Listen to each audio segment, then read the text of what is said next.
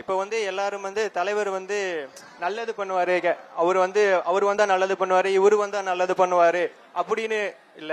நான் வந்து என்ன நினைக்கிறேன்னா, இண்டிவிஜுவல் கேண்டிடேட் நிக்கிறாங்கல்ல, இப்போ நான் இப்போ வர எலெக்ஷனை நானே கூட நிக்கலாம். அந்த மட்டும் இண்டிவிஜுவலா நிக்கிறவங்களுக்கு நம்ம ஃப்ரெண்ட்ஸோ நம்ம ஃபேமிலி மெம்பர்ஸோ யார் நிக்கிறாங்களோ அவங்களுக்கு ஓட் பண்ணலாம்னு நான் நினைக்கிறேன்.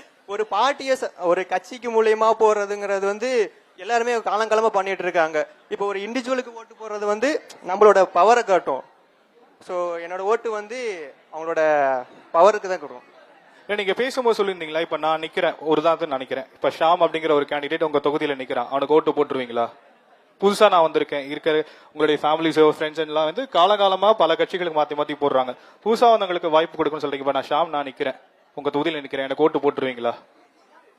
புதுசானா உங்களோட அணுகுமுறை எப்படி இருக்கு, மக்கள்கிட்ட நீங்க எப்படி அணுகுறீங்க, அதன் மூலியமா தான் நாங்க ஓட்டு போடுவோம். எஸ், இதுதான் நம்ம எதிர்பார்க்கறது. புதுசா வந்தவங்களுக்கு வாய்ப்பு கொடுக்கணும் அப்படிங்கறதுல மாற்று கருத்து இல்ல. பட் ஆனா அவங்களுடைய நாம எதிர்பார்க்கக்கூடிய விஷயங்களை அவங்க செய்வாங்களா இல்லையான்றத ஆராய்ச்சி ஓட்டு போடணும் அப்படிங்கிறது தான் ஒரு முக்கியமான விஷயம். ஓட்டுங்கிறதும் ஃபர்ஸ்ட் டைம் நான் போட்டிருக்கேன். ஆனால் யாருக்கு போடணும் எப்படி போடணும்லாம் எனக்கு தெரியல. பட் இந்த டைம் ரொம்ப எப்படி சொல்றது, இந்த டைம் நான் யோசிச்சு தான் போடணும். மக்களுக்கு நல்லது செய்யறவங்களா, கேட்கறத செய்யறவங்களா, எல்லாமே செய்யறவங்களா பார்த்து தேர்ந்தெடுத்து ஓட்டு போடணும். இது எப்படி நீங்க கண்டுபிடிப்பீங்க? மக்களுக்கு செய்யறாங்களா அப்படிங்கறத எப்படி கண்டுபிடிப்பீங்க?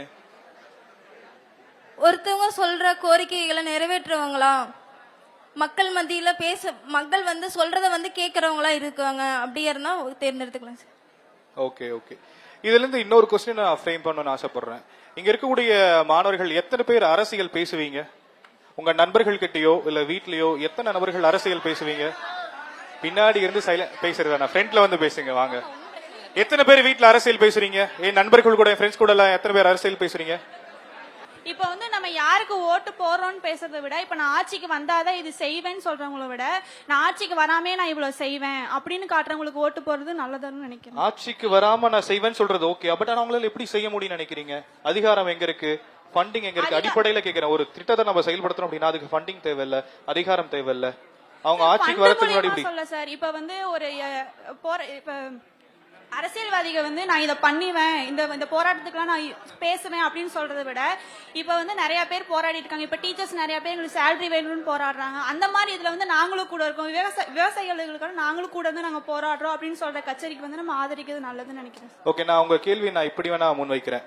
நீங்க இப்ப ஃபைனல் இயர் படிக்கிறீங்கன்னு வச்சுப்போமே, ஒரு கேம்பஸ் இன்டர்வியூக்கு உங்க ஒரு கம்பெனி ரெக்ரூட்மெண்ட்காக வராங்க. அவங்க கிட்ட நீங்க எடுத்தோன்னே நான் அதெல்லாம் செஞ்சிருவேன்னு சொல்லி வேலைக்கு போவீங்களா, இல்ல செஞ்சுட்டு வேலைக்கு போவீங்களா? சார் இது அவங்க எப்படி உங்களை ரெக்ரூட் பண்ணுவாங்க? சார் செஞ்சிருவேன்னு சொல்றது வேலை வேற சார். இப்ப அரசியலுக்கு நம்ம வந்துட்டோங்கும் போது நான் இதை செய்வேன்னு சொல்றது ஓகே தான் சார். இப்ப நான் வந்து ஆட்சிக்கு வந்தா இதை செய்வேன் அப்படின்னு சொல்றது ஓகே. இப்ப நான் வந்து ஆட்சியில இல்ல, ஆனா இருந்தாலும் நான் செஞ்சுக்கிட்டு இருக்கேன் அப்படின்னு பார்த்து ஓட்டு போறது நல்லதுன்னு நினைக்கிறேன் சார். Fine fine, okay. உங்களுடைய கருத்துக்கள் பதியப்பட்டிருக்கு. ஆனா இன்னொரு கேள்வி ஆக்சுவலா கேட்டிருந்தோம். நீங்க வீட்ல அரசியல் பேசுவீங்களா, இல்ல ஜெனரலா நீங்க அரசியல் டிவி பாப்பீங்க, நியூஸ் எல்லாம் பாப்பீங்களா? சார் நியூஸ் பார்க்க மாட்டேன், பட் அரசியல் அப்பா பேசுறதப்ப கேட்டு. என்ன அரசியல் பேசுவீங்க வீட்ல? சார் இப்ப வந்து கொள்கைகள் வந்து ஒண்ணு குடுக்கறாங்க, பட் அது வந்து வேற கொள்கைகள் குடுக்கறாங்களா? கொள்கை ஒரு கட்சியில வந்து கொள்கை ஒண்ணு இருக்கு சார், பட் அது வந்து யாரும் கடைபிடிக்கிறது இல்லைங்கிற மாதிரி இருக்கேன் நினைக்கிறேன் சார்.